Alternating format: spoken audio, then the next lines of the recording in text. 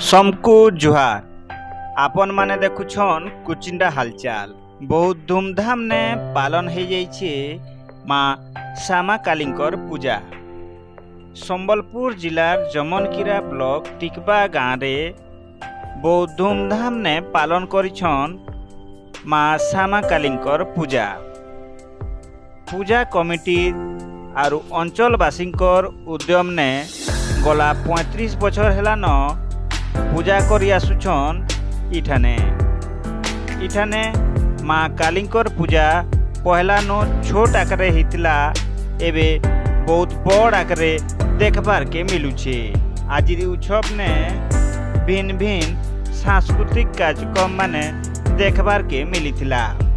गला बहु बछर हेलान इनके मंत्री रवि नारायण नायक आसुथिबार बेल के मंत्री पदर पाइला उतारू इथर पहला करी आसीछन।